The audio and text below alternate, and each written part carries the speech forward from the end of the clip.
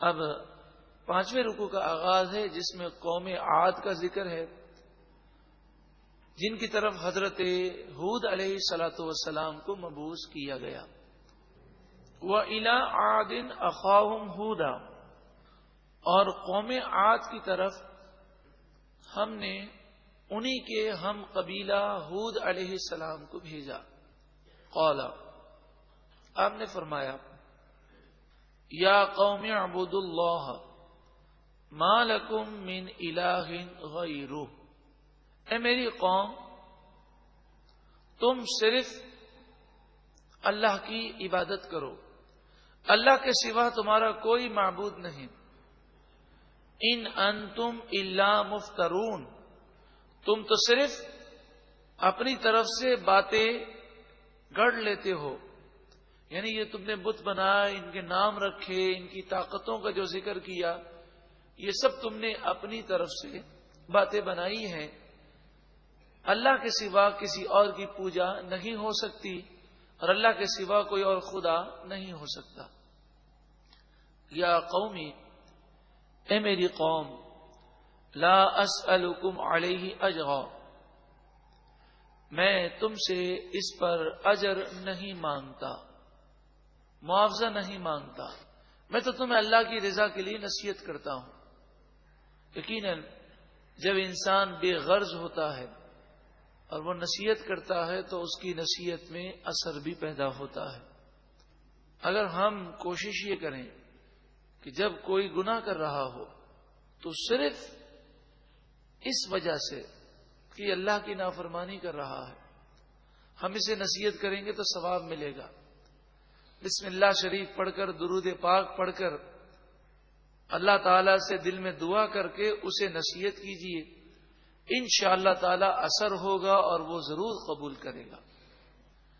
ان اجریہ الا علی الذی فطرنی، میرا اجر، میرا ثواب تو اسی ذات کے ذمہ کرم پر ہے، فطرنی، جس نے مجھے پیدا کیا۔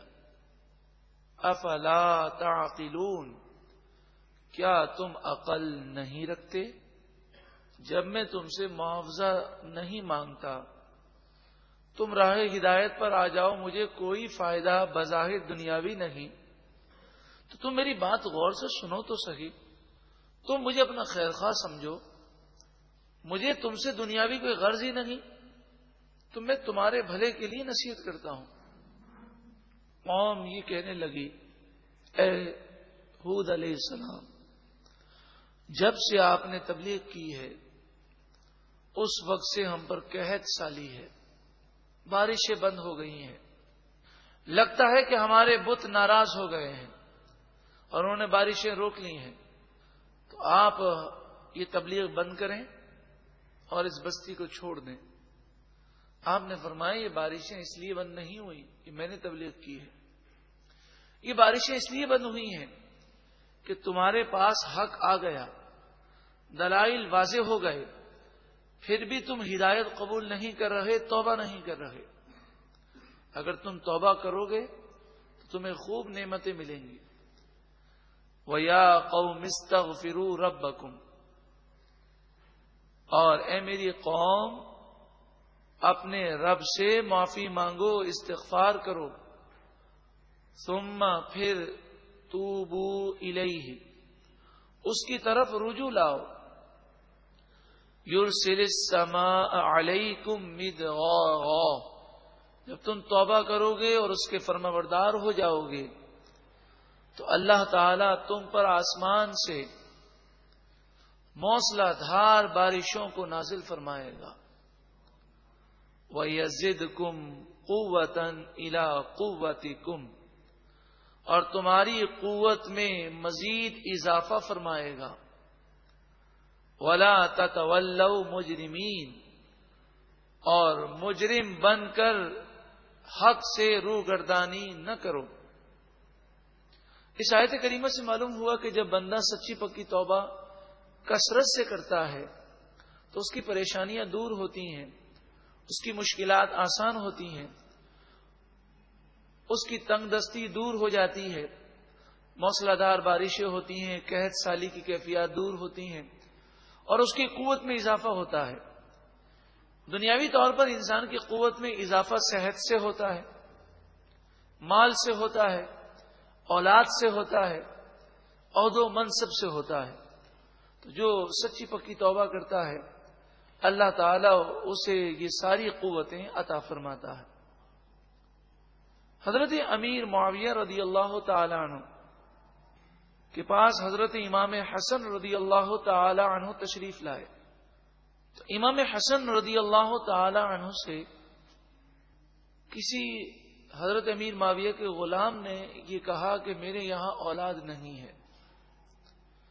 تو امام حسن رضی اللہ تعالی عنہ نے اسے ایک وظیفہ دیا، اور وہ وظیفہ یہ تھا کہ استغفار کی کثرت آپ کیا کریں، سچی پکی توبہ بار بار کیا کریں۔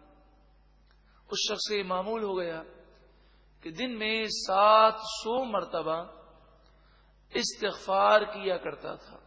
ایک تو ہم کرتے ہیں استغفر اللہ استغفر اللہ استغفر اللہ، یہ بھی استغفار ہے، اور ایک یہ کہ جب استغفر اللہ پڑھیں ایک دفعہ دل میں یہ نیت ہو کہ میں اپنے تمام صغیرہ و کبیرہ گناہوں سے توبہ کر رہا ہوں، اب آئندہ کبھی گناہ نہیں کروں گا۔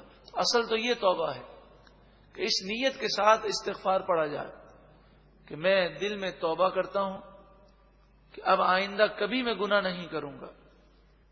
تو حضرت امیر معاویہ رضی اللہ تعالی عنہ نے اس غلام سے کہا کہ جا کر حضرت امام حسن سے یہ پوچھو تو صحیح کہ میں نے بے اولادی کا ذکر کیا تو آپ نے استغفار کا وظیفہ فرمایا، تو یہ وظیفہ آپ نے کہاں سے حاصل کیا؟ تو وہ غلام آیا اور کہا یا امام حسن آپ بتائیے کہ یہ وظیفہ آپ کو کس نے عطا کیا؟ تو آپ نے فرمایا مجھے یہ وظیفہ اللہ کی کتاب نے عطا کیا، کیونکہ استغفار جو حضرت ہود علیہ السلام نے، حضرت نوح علیہ السلام نے اپنی قوم کو استغفار کا حکم دیا، تو وہاں یہ الفاظ ہیں کہ استغفار کرو گے تو اللہ تمہاری قوت میں اضافہ کرے گا، اور اولاد سے بھی انسان کی قوت ہوتی ہے۔ راوی کہتے ہیں کہ اس غلام کو جس کے یہاں کئی سالوں سے اولاد نہیں تھی، سچی پکی توبہ کرنے کی برکت سے اور بکثرت توبہ کرنے کی برکت سے اللہ تعالی نے اسے 10 بیٹے عطا فرمائے۔ قالو، وہ بولے یا ہود، اے ہود علیہ السلام، ما جئتنا ببینہ، آپ ہمارے پاس کوئی دلیل لے کر نہیں آئے۔ یہ کافروں کی عادت ہے کہ جب وہ ضد پر آتے ہیں تو اس طرح پروپیگنڈا کرتے ہیں کہ انہوں نے ہمارے سامنے کوئی دلیل پیش نہیں کی، حالانکہ ہود علیہ السلام نے کئی معجزات دکھائے، کئی دلائل انہیں سمجھائے، لیکن آخر تک وہ یہی کہتے رہے کہ آپ نے ہمیں کوئی دلیل دی ہی نہیں ہے۔ وما نحن بتارکی آلہتنا عن قولک، ہم آپ کی باتیں سن کر اپنے معبودوں کو نہیں چھوڑ سکتے۔ وما نحن لک بمؤمنین، اور ہم آپ پر ایمان نہیں لائیں گے۔ ان نقول الا اعتراک بعد آلہتنا بسوء، ہم تو یہی کہتے ہیں کہ آپ پر ہمارے معبودوں کی بری جھپٹ لگ گئی ہے کہ آپ ایسی نعوذ باللہ من ذالک بہکی بہکی باتیں کر رہے ہیں، یعنی وہ جنت کی باتیں، جہنم کی باتیں ان کی عقل میں نہیں آتی تھی، عذاب قبر کی باتیں، تو وہ کہتے آپ کی باتیں عقل سے ماوراء ہیں، ہمیں تو لگتا ہے کہ آپ نے ہمارے معبودوں کی توہین کی تو اس لیے ہمارے معبودوں کی بری جھپٹ لگ گئی ہے، نعوذ باللہ من ذالک۔ قال، آپ نے فرمایا انی اشہد اللہ، بے شک میں اللہ کو گواہ بناتا ہوں، واشہدوا، اور تم بھی گواہ رہو، انی بریء مما تشرکون، بے شک میں ان تمام معبودوں سے، جھوٹے معبودوں سے، ان بتوں سے بیزار ہوں جنہیں تم اللہ کے ساتھ شریک ٹھہراتے ہو۔ انہوں نے جھپٹ کی بات کی تو آپ نے پھر دوبارہ ان کے جھوٹے معبودوں کی حقیقت کو بیان کیا. من دونہ، جنہیں تم اللہ کے علاوہ پوجتے ہو. فکیدونی جمیعا، پس تم سب مل کر میرے خلاف مکر و فریب کرو، جو کر سکتے ہو کرو. ثم لا تنظرون، پھر تم مجھے مہلت نہ دو. انی توکلت علی اللہ ربی و ربکم، بے شک میں اللہ پر بھروسہ رکھتا ہوں جو میرا رب بھی ہے اور تمہارا رب بھی ہے. آپ کے توکل پر قربان جائیے کہ ساری دنیا میں کافر آپ کے ساتھ چند مسلمان ہیں اور وہ آپ کو دھمکیاں بار بار دیتے، تو آپ نے فرمایا کہ تم بہت دھمکیاں دے چکے، اب تمہیں جو کرنا ہے کرو، میں تبلیغ دین نہیں چھوڑوں گا. ما من دابۃ الا هو آخذ بناصیتها، اس کے لفظی معنی یہ ہے کہ ہر جاندار کی پیشانی کو اللہ تعالی پکڑے ہوئے ہے. یہ لفظی معنی ہے، یہ ایک محاورہ ہے. مراد ہے کہ ہر جاندار اللہ کے قابو میں ہے، اللہ کے حکم کے سامنے وہ بے بس ہے. تو جب میرا رب تمہاری گرفت فرمائے گا تو تم میرا کچھ بھی نہیں بگاڑ سکو گے اور اللہ کے عذاب سے نہیں بچ سکو گے. ان ربی علی صراط مستقیم، بے شک میرا رب سیدھے راستے پر ہدایت دیتا ہے، وہ سیدھے راستے کی ہدایت دیتا ہے. فَإِن تَوَلَّوْا، پھر اگر تم پھر جاؤ، فَقَدْ أَبْلَغْتُكُمْ مَا أُرْسِلْتُ بِهِ إِلَيْكُمْ، پر بے شک اگر تم میری باتوں سے پھر گئے اور ہدایت کو نہ مانا تو یہ بات سمجھ لو کہ بے شک میری طرف جو وحی کی گئی اور مجھے جو پیغام پہنچانے کا حکم دیا گیا وہ میں نے پہنچا دیا. وَيَسْتَخْلِفُ رَبِّي قَوْمًا غَيْرَكُمْ، اور ان قریب اللہ تعالی میرا رب تمہارے علاوہ کسی اور قوم کو تمہاری جگہ لے آئے گا. تم پر عذاب آئے گا، تم تباہ ہوگے، اور پھر اس کے بعد دوسری قوم پیدا کر دی جائے گی. وَلَا تَضُرُّونَهُ شَيْئًا، اور تم اللہ کا کچھ بھی بگاڑ نہ سکو گے. إِنَّ رَبِّي عَلَى كُلِّ شَيْءٍ حَفِيظٌ، بے شک میرا رب ہر چیز کی حفاظت کرنے والا ہے. وَلَمَّا جَاءَ أَمْرُنَا، اور جب ہمارا حکم آیا، نَجَّيْنَا هُودًا، ہم نے ہود علیہ السلام کو نجات دی. وَالَّذِينَ آمَنُوا مَعَهُ، اور ان لوگوں کو نجات دی جو ان کے ساتھ تھے. بِرَحْمَةٍ مِنَّا، ہماری طرف سے خصوصی رحمت کی برکتوں سے.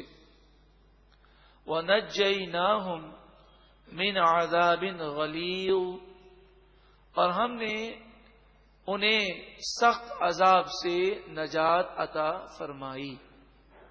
حضرت ہود علیہ السلام کی قوم عاد پر کئی سالوں تک جب قحط سالی مسلط کی گئی تو یہ خانہ کعبہ دعا کے لیے گئے. جس طرح مشرکین مکہ وہ بھی خانہ کعبہ کا طواف کرتے، 360 بت رکھتے تھے. تو قوم عاد کے لوگ چند ان کے نمائندے بن کر وہ مکے میں گئے دعا کے لیے. پھر انہوں نے وہاں دعائیں کی اور پھر آئے اپنی قوم کے پاس. تو انہیں ایک کالا بادل آتا ہوا نظر آیا. ساری قوم خوشیاں منانے لگی اور کہنے لگی یہ بادل ہے، اس سے بارش ہوگی. پھر یہ کالا بادل جو بظاہر بارش کا بادل محسوس ہوتا تھا اچانک سے یہ سرخ ہو گیا اور ہوا چلنی شروع ہوئی. یہ ہوا ایسی سخت تھی کہ یہ لوگوں کو زمین سے اٹھاتی اور پھر زور سے زمین پر پٹخ دیتی. قوم عاد بڑے لمبے چوڑے تھے، مفسرین نے فرمایا ان کے قد کھجور کے تنوں کی طرح تھے. تو یہ ہوا انہیں جب پٹکنے لگی تو یہ گھروں میں گھس گئے، اپنے گھر کے دروازے بند کر دیے. تو ہوا نے گھر کے دروازے توڑ دیے اور اتنی تیز ہوا نکلی کہ وہ گھر سے انہیں نکالتی اور پھر باہر جو ہے پٹک پٹک کر انہیں ہلاک کر دیتی. اسی جگہ پر حضرت ہود علیہ السلام بھی موجود ہیں. آپ نے اپنے ساتھ جتنے مومنین تھے، بعض مفسرین نے ان کی تعداد 4000 لکھی. ان تمام مومنین کو آپ نے جمع کیا اور اپنے اور مومنین کے گرد ایک انگلی سے میدان میں لکیر کھینچی. اب وہی ہوا جو بڑی سخت تھی جب اس لکیر کے بعد داخل ہوتی تو مومنین کے لیے بڑی خوشگوار اور نرم ہو جاتی. اس طرح یہ قوم ہلاک ہو گئی. وَتِلْكَ عَادٌ، اور یہ قوم عاد ہے. جَحَدُوا بِآيَاتِ رَبِّهِمْ، انہوں نے اپنے رب کی آیتوں کو جھٹلایا، اس کا انکار کیا. وَعَصَوْا رُسُلَهُ، اور اپنے رسول کی نافرمانی کی.